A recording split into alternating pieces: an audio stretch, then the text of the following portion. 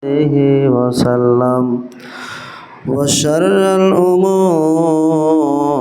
محدثاتها وكل محدثة بدعة وكل بدعة ضلالة وكل ضلالة في النار أرسله بالحق بشيرا ونذيرا أما بعد أعوذ بالله من الشيطان الرجيم بسم الله الرحمن الرحيم قاف والقرآن المجيد بل عجبوا أن جاءهم منذر منهم فقال الكافرون هذا شيء عجيب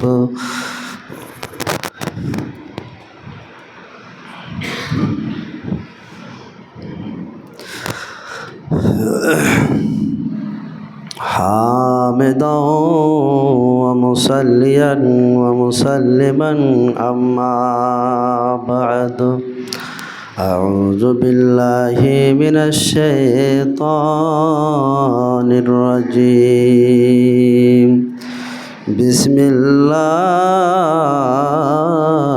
الرحمن الرحيم إن الشيطان لكم عدو مبين وقال النبي صلى الله عليه وسلم فإن الشيطان يرشد الناس على كل شيء حتى عندما مطعم الحديث শ্রদ্ধেয় সম্মানিত আজকে জুমার মুসাল্লিয়ান কিরাম, সমস্ত প্রশংসা সে মহান স্রষ্টার জন্যই, যে মহান স্রষ্টার দয়ায় কৃপায় আল্লাহ রাব্বুল আলামিন আমাদেরকে সর্বসেরা করে সৃষ্টি করেছেন এবং আল্লাহকে খুশি করার জন্য আজকে আমরা মসজিদে আসতে পেরেছি। তাই তিনার প্রশংসা করি, সকলে আমরা পড়ি আলহামদুলিল্লাহ। তারপরে পরে আমাদের নবী, বিপ্লবী সামাজিক নেতা, বিশ্ব শান্তির অগ্রনায়ক মুহাম্মদ সাল্লাল্লাহু আলাইহি ওয়াসাল্লাম, তিনার প্রতি দুরূদ ও শান্তির ধারা অবতীর্ণ হোক। আল্লাহুম্মা আমিন। আল্লাহুম্মা সাল্লি আলাইহি, আল্লাহুম্মা বারিক আলাইহি। আজকে আমি আপনাদের সম্মুখে যে বিষয়টিকে নিয়ে আলোচনা করতে চাই সেটি হচ্ছে সালাত কেন এত গুরুত্বপূর্ণ। আল্লাহ রাব্বুল আলামিন মানুষদেরকে যতগুলো ইবাদত করতে বলেছেন, প্রত্যেকটা ইবাদতের শর্ত আছে, শর্ত নেই তো ইবাদত নেই। কিন্তু নামাজ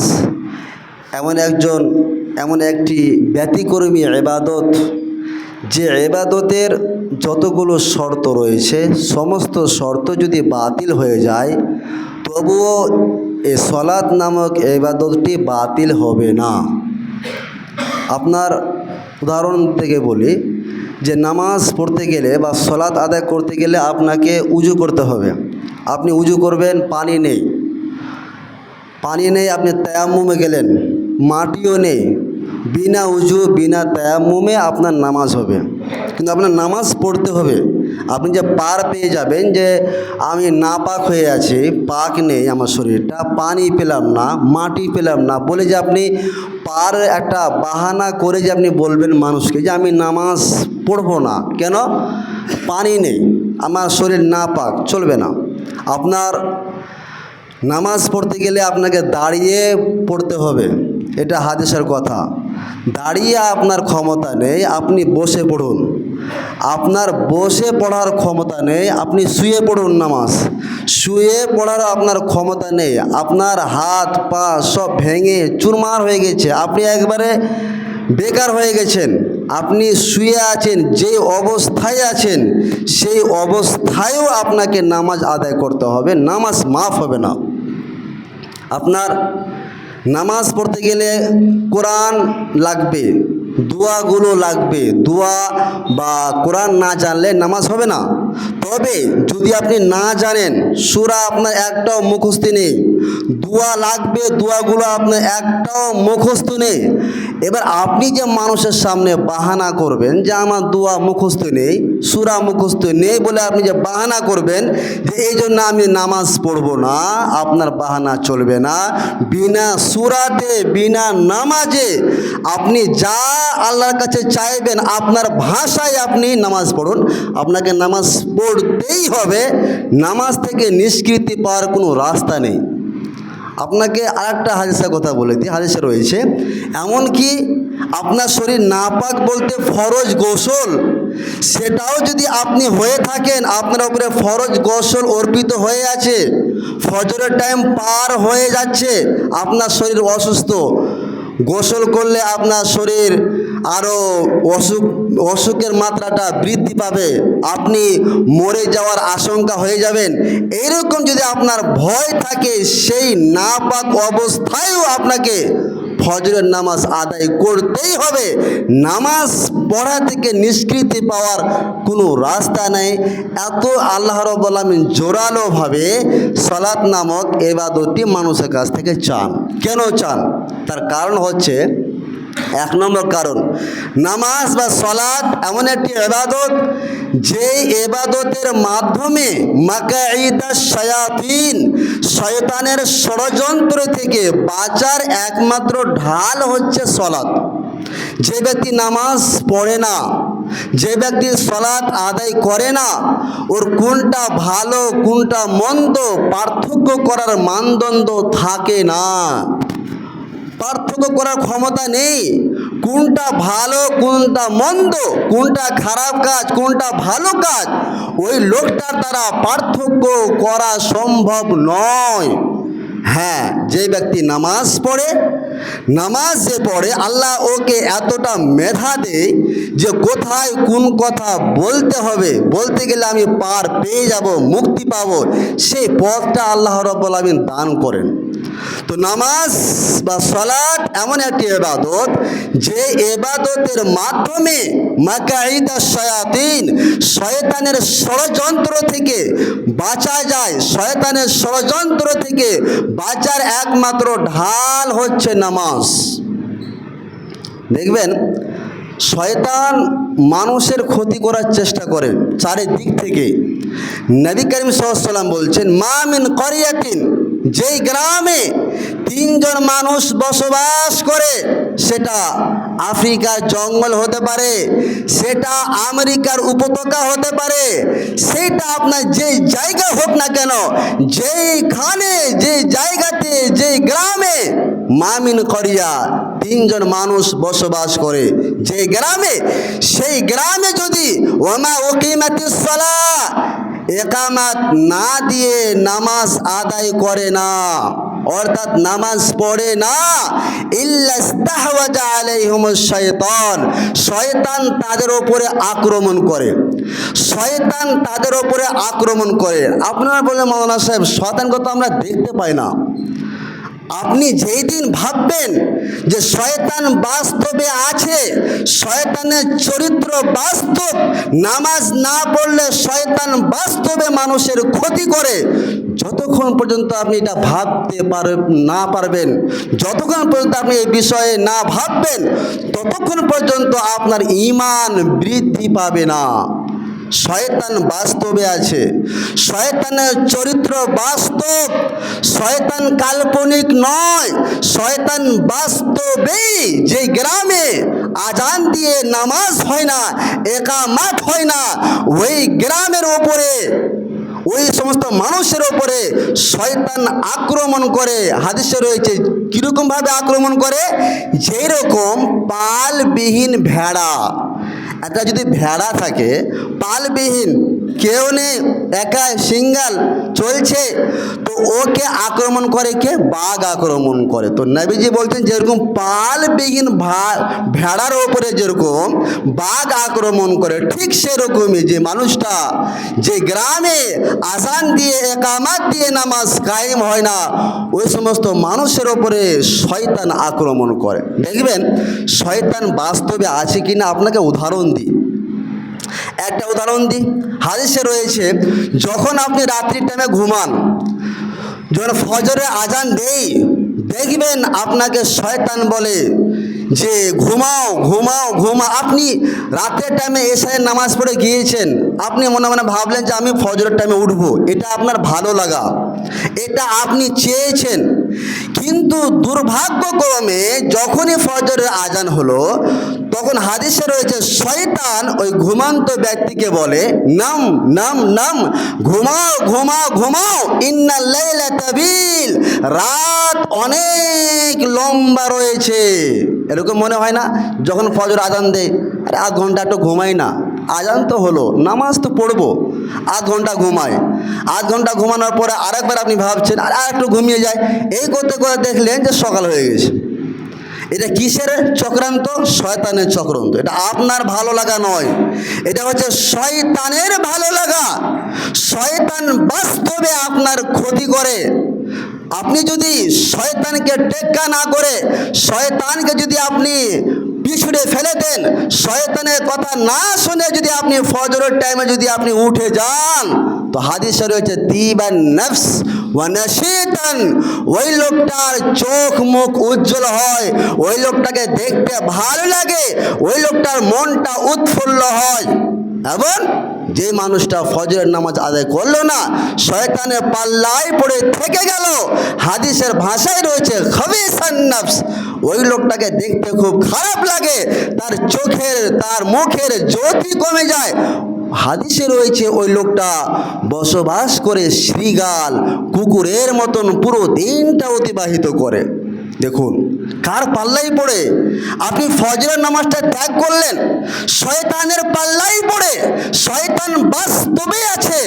দেখবেন ফজরের টাইমে সবারই এরকম হয়, যখনই ফজরে আজান হয় তখনই মন চায় উঠে যাব। আপনি এশারের টাইমে মনে মনে ভাবলেন, কিন্তু ফজরের টাইমে শয়তান আপনাকে কুমন্ত্রণা দেয়, না উঠবে না, খবরদার উঠবে না, রাত অনেক লম্বা রয়েছে। শয়তান আপনার এত বড় দুশমন, যার সাথে আপনার লড়াই হয়েছে 1 বছর আগে, 2 বছর আগে, বা আমরা মনে মনে মনে ভাবি বা মনে করি যে আমেরিকা ইউরোপ এরা হচ্ছে আমাদের সবচেয়ে বড় দুশমন। আমি আপনাকে বলি তাদের থেকে বা আপনার যে সবচেয়ে বড় দুশমন এলাকাতে রয়েছে, তার থেকে সবচেয়ে বেশি বড় দুশমন হয় আপনার শয়তান। সবচেয়ে বড় দুশমন যদি দুনিয়াতে থাকে, তার নাম হচ্ছে শয়তান, যেটা আপনার কাছেই থাকে। আল্লাহ রাব্বুল আলামিন কোরআন মাজিদের মধ্যে বলছেন, ইন্নাশ শাইতানা লাকুম আদুউম মুবিন, নিশ্চয়ই শয়তান তোমাদের প্রকাশ্য দুশমন, নিশ্চয়ই শয়তান তোমাদের প্রকাশ্য শত্রু। শয়তান কত বড় আপনার ক্ষতি করে, হাদিসে রয়েছে যুয়্যিনা লাহুমুশ শাইতানু মা কানু ইয়ামালুন, শয়তান তার কাজগুলোকে মানুষের সামনে সৌন্দর্য করে তোলে। শয়তান মানুষের সামনে তার কাজগুলোকে সৌন্দর্য করে তোলে। কিরকম? গান শোনা আপনার লাভ নেই, 1 ইঞ্চিও লাভ নেই। বিশ্বাস না হলে আপনি আজকে যাবেন এই জুমার নামাজ পড়ার পর বাড়ি গিয়ে আপনি 1 ঘন্টায় একটা ফিল্ম দেখবেন, অথবা 1 ঘন্টা আপনি গান দেখলেন। গান দেখার পরে তারপরে আপনি ক্যালকুলেশন করবেন যে গান শুনে আমার কতটা লাভ হলো। 1 ইঞ্চিও আপনার লাভ নেই, 1 ইঞ্চিও না। আপনি ট্রাই করুন, অথবা আপনার বিগত 5 বছর 10 বছর থেকে আপনার কাছে বড় ফোন আছে, আপনি ফোন দেখছেন, গান দেখছেন, রিলস দেখছেন, ফিল্ম দেখেছেন, আপনার কতটা লাভ হয়েছে আপনি ক্যালকুলেশন করুন। লাভ 1 ইঞ্চিও নেই। গান শোনা এটা আপনার লাভ নয়, এটা শয়তানের লাভ। শয়তানের কাজকে আপনার সামনে এমনভাবে সৌন্দর্য করে তুলেছে যে আপনি মনে মনে ভাবছেন যে গান শোনা এটা আমার আনন্দ, কিন্তু আপনার আনন্দ নয়, এটা শয়তানের আনন্দ। আপনি বুঝেননি। যেটা আপনাদেরকে বোঝাতে চাইছিলাম যে শয়তান বাস্তবে আছে, কাল্পনিক নয়। দেখবেন যখন কোনো বাচ্চা জন্মগ্রহণ করে, তো জন্মগ্রহণ করার সময় দেখবেন বাচ্চা কান্না করে। হাদিসে রয়েছে মা মিন মাউলুদিন ইল্লা ওয়াশ-শাইতানু ইয়ামাসসুহু, পৃথিবীতে এমন কোনো মানুষ নেই যে তাকে শয়তান স্পর্শ করেনি। পৃথিবীতে এমন কোনো মানুষ জন্মগ্রহণ করেনি যে তাকে শয়তান স্পর্শ করেনি। তাহলে হাদিস দ্বারা বুঝতে পারা গেল যে যত আদমের সন্তান পৃথিবীতে জন্মগ্রহণ করেছে সবাইকে শয়তান স্পর্শ করেছে। দেখবেন বাচ্চা জন্মগ্রহণ করার সময়ে ফায়াস্তাহিল্লু সারিহা, বাচ্চা চিৎকার করে কান্না করে। এটা কিসের স্পর্শে? শয়তান ওই বাচ্চাটাকে স্পর্শ করে বলে কান্না করে। তাহলে শয়তান কাল্পনিক নয়, শয়তানের চরিত্র কাল্পনিক নয়, বাস্তব। বাস্তবেই যখন বাচ্চা জন্মগ্রহণ করে দেখবেন জন্মগ্রহণ করার সাথে সাথে শয়তান তাকে স্পর্শ করে বলে কান্না করে। নবীজি বলছেন ইল্লা মারিয়াম ওয়া ইবনাও, পৃথিবীতে মাত্র দুজন মানুষকে শয়তান স্পর্শ করেনি, মারিয়াম আর হচ্ছে মারিয়ামের ছেলে ঈসা আলাইহিস সালাম। বাদ বাকি যতগুলো মানুষ আজ পর্যন্ত জন্মগ্রহণ করেছেন সবাইকে শয়তান স্পর্শ করেছে। হাদিসে রয়েছে মা মিনকুম মিন আহাদিন কারিনুম মিনাল মালাইকা ওয়া কারিনুম মিনাশ শাইতান, পৃথিবীতে এমন কোনো মানুষ নেই যে তার কাছে দুইজন তার বন্ধু থাকে না। দুজন বন্ধু থাকে, প্রত্যেকটা মানুষের কাছে দুজন বন্ধু। একটা হচ্ছে ফেরেশতা আর আরেকজন বন্ধু হচ্ছে শয়তান। শয়তান আপনাকে খারাপ কাজ করার, শয়তান আপনাকে খারাপ দিকগুলো, খারাপ ঘটনাগুলো, খারাপ জিনিসগুলোকে মাথা ঘুরায়। হ্যাঁ এটা করো, এটা করলে তোমার লাভ হবে। তোমার লাভ হবে না, লস হবে, কিন্তু তৎক্ষণাৎ আমরা ভাবতে পারি না। ফেরেশতা ভালো কাজের আদেশ করে, কিন্তু সবচেয়ে বড় ম্যাটার কি জানেন? সবচেয়ে বড় ম্যাটার হলো আল্লাহ রাব্বুল আলামিন ফেরেশতাকে যতটা ক্ষমতা দিয়েছেন তার থেকে বেশি ক্ষমতা দিয়েছেন শয়তানকে। শয়তানকে আল্লাহ এতটা ক্ষমতা দিয়েছে, হাদিসে রয়েছে ইয়াজরি মাজরাদ দামে, যেরকম মানুষের শরীরে রক্ত কণিকা, ব্লাড যে রাস্তা দিয়ে চলাচল করে, ঠিক সেই রাস্তাগুলোতে শয়তান চলাচল করতে পারে। শয়তানকে আল্লাহ এতটা ক্ষমতা দিয়েছে। আপনারা বলেন মাওলানা সাহেব আল্লাহ তো শয়তানকে সৃষ্টি না করলেই পারতো। যে আপনাকে একটা উদাহরণ দিই, অনেক যুবক ভাইরা আছে যিনারা একটা খেলা খেলেন, গেমগুলো খেলেন। তো এতে গেমগুলো খেলেন, দেখবেন যেটা ভিলেন থাকে, ভিলেন না হলে খেলে মজা নেই, তো ভিলেন লাগে। তো ঠিক শয়তানকে আল্লাহ সৃষ্টি করেছে আর ফেরেশতাদেরকে। এবার আল্লাহ বলছে তোকে ভিলেন দিয়ে দিলাম, শয়তানের কথা শুনবে না ফেরেশতাদের কথা শুনবে, এটা তোমার ব্যাপার। শয়তানের কথা শুনবে তো তোমার জীবনটাকে তুমি নগ্নে তুমি প্রবেশ করবে, একবার নিম্নলিখিত জায়গায় তুমি রাখবে, আর ফেরেশতাদের কথা শুনলে তুমি সাফল্য জায়গাতে পৌঁছাবে। ঠিক সেরকমই খেলার মতনই আল্লাহ শয়তানকে দিয়েছে, ভিলেন দিয়েছে, যে তুমি লড়াই করতে পারছো কিনা। একটু এগিয়ে যায় হাদিসের ভাষায় নবী করিম সাল্লাল্লাহু আলাইহি ওয়াসাল্লাম বলছেন যখন তোমরা ঘুমাবে তো ঘুমাবের সময় তোমরা আগলিকিল বাব, বাড়ির দরজাগুলোকে বন্ধ করে দাও। বন্ধ করার সময়ে ওয়াজকুরু ইসমাল্লাহ, আল্লাহর নাম নিয়ে বন্ধ করবে। কেন? ফাইন্না শাইতানা লা ইয়াফতাহু বাবা মুগলাকান, আল্লাহর নাম নিয়ে যদি আপনি দরজা বন্ধ করেন সেই দরজা শয়তান খুলতে পারে না। তাহলে আজ থেকে স্টার্ট হয়ে যাক, দরজা, বাড়ির দরজা যখনই আপনি বন্ধ করবেন বিসমিল্লাহ বলে আপনি যদি দরজা বন্ধ করেন পুরো রাত্রিতে আপনার 1 ইঞ্চিও ক্ষতি হবে না। নবীজির হাদিস, সন্দেহ বলে কোনো জায়গায় নেই এবং ক্ষতি হবে বলে কোনো জায়গায় নেই। যদি আপনি আপনি আল্লাহর ওপর ভরসা করে যদি গেট বন্ধ করেন, বিসমিল্লাহ বলে যদি বন্ধ করেন, আপনার বাড়িতে চুরি হওয়া তো দূরের কথা, 1 ইঞ্চিও ক্ষতি হবে না। নবীজি বলছেন ওয়াখাম্মিরু আনিয়াতাকুম ওয়াজকুরু ইসমাল্লাহ, যখন তোমরা বাড়ির পাত্রগুলো, যে ভাতের যে পাত্রগুলো রয়েছে হাঁড়ির, তো সে হাঁড়ির পাত্রগুলোকে বন্ধ করার সময় তোমরা ওয়াজকুরু ইসমাল্লাহ বিসমিল্লাহ বলে বন্ধ করবে, যেটা আমাদের মা বোনেরা অধিকাংশ করেনি না। কথা বলতে বলতে খুলেন আর কথা বলতে বলতে বন্ধ করে দেন, এতে বাড়ির বরকত উঠে যায়। হাঁড়ির পাত্র যখনই আপনি খুলবেন বিসমিল্লাহ, বন্ধ করবেন বিসমিল্লাহ, যদি আপনি এটা আমল করেন আপনার বাড়িতে বরকত হবে এবং আপনার বাড়িতে শান্তি আসবে।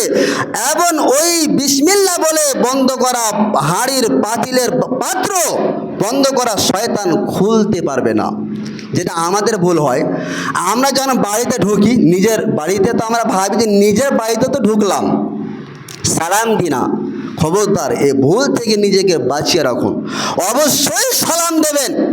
যদি আপনি সালাম না দিয়ে ওর বাড়িতে ঢোকেন, ওর বাড়িতে শয়তান আপনার ক্ষতি করবে, ফ্যামিলিকে শান্তিতে রাখবে না, ঝগড়া ঝাঁটি মার পিট গালি গ্লোস বাড়িতে চলতেই থাকবে। আল্লাহর নবীর চ্যালেঞ্জ, নবীজি বলছেন ইজা দাখালা আহাদুকুম ফি বাইতিহি, যখন তোমরা বাড়িতে প্রবেশ করবে ওয়াজকুরু ইসমাল্লাহ, আল্লাহর নাম নিয়ে প্রবেশ করবে। কি বলে? আসসালাম, এটা হচ্ছে আল্লাহর নাম। তো আসসালামু আলাইকুম, বাড়িতে থাক বা না থাক, কমপক্ষে তো ফেরেশতা আছেন, তাহলে সেখানে আসসালামু আলাইকুম বলে বাড়িতে প্রবেশ করবেন। লাভ কি? লাম ইয়াজুরহু শয়তান, শয়তান ওই বাড়ির 1 ইঞ্চিও ক্ষতি করতে পারবে না। এটা হচ্ছে শয়তান বাস্তবে রয়েছে, যেটা আপনাকে বলছিলাম, শয়তান বাস্তবে। আমরা খাওয়ার টাইমে বিসমিল্লাহ বলি না। তো নবীজি বলছেন মান আকালা, যখন তোমাদের মধ্যে কোনো ব্যক্তি খায় ওয়ালাম ইয়াজকুরু ইসমাল্লাহ, ওই ব্যক্তি যদি বিসমিল্লাহ বলে যদি না খায়, ইয়াকুলু মাহু শয়তান, শয়তান ওই ব্যক্তির সাথে খায়। চাল কিনেছেন আপনি, রান্না যে করেছেন ওইটা হচ্ছে আপনার বউ বা আপনার মা বা আপনার দিদি বা বোন, সব কিছু আপনার, অথচ আপনি বিসমিল্লাহ বলেননি বলে আপনার খাবার শুধু আপনি খাননি, আপনার সাথে শয়তানও খেয়েছে, আপনি পরিতৃপ্ত পাননি। অল্প খাবার খেয়েও মন শান্তি করা যায় যদি আপনি বিসমিল্লাহ বলে যদি আপনি খান।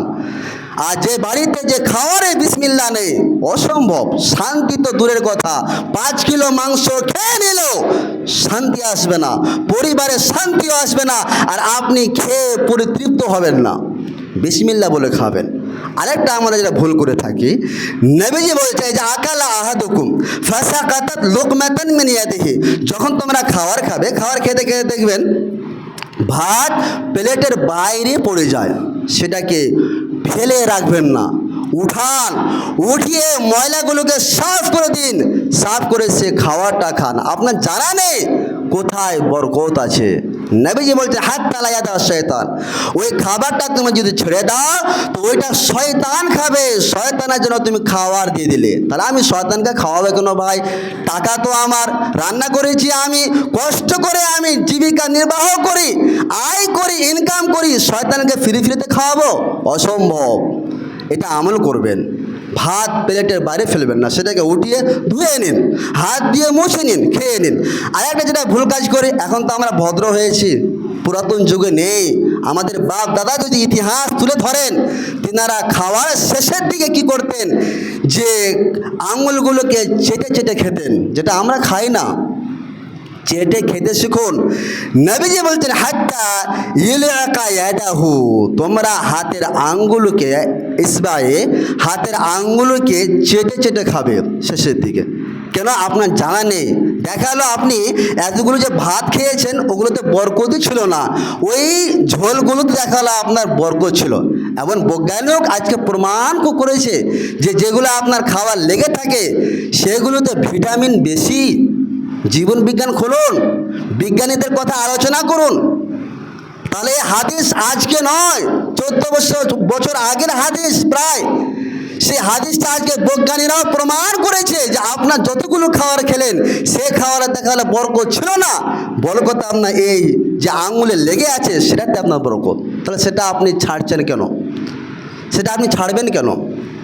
আর একটা হাদিস, সেটা হচ্ছে যে ফাইন্না শয়তান ইয়ার শুধু নাস আলা কুল্লি শাই, শয়তান আপনার এত বড় শত্রু, যখনই কোনো ভালো কাজ আপনি করার পদক্ষেপ নেন তখনই শয়তান উত পেতে বসে থাকে, একে ভালো কাজ করতে দিব না। এক খেতে বসবে, বিসমিল্লাহ বলতে আমি দেব না, এটা হয়। আপনি এখন মনে মনে ভেবেছেন যে আজকে কমপক্ষে বিসমিল্লাহ বলে খাবো, কিন্তু বাড়িতে গেছেন খাবার দিয়ে দিয়েছে, আপনার বিসমিল্লাহ বলে আপনার মনেই নাই, খাবার আপনি স্টার্ট করে দিয়েছেন, খাওয়ার 2 মিনিট পরে বলছে বিসমিল্লাহ তো আমি বলিনি, ভুলে গেছি। তাহলে সেখানেও আল্লাহ রাব্বুল আলামিন রাস্তা দিয়েছেন, বিসমিল্লাহি আওয়ালুহু ওয়া আখিরুহু দোয়া বলে আপনি মধ্যখানে খেতে পারেন, তবে বিসমিল্লাহ পড়বেন। শয়তান আজকে যেটা বিষয়বস্তু ছিল যে সালাত নামাজ এতটা গুরুত্বপূর্ণ কেন, আল্লাহ কেন দিলেন, তার মধ্যে একটি কারণ যেটা আজকে আলোচনা, মাকাইদাশ শায়াতিন, শয়তানের ষড়যন্ত্র থেকে বাঁচার একমাত্র ঢাল হচ্ছে নামাজ। কাজে নামাজ পড়ুন।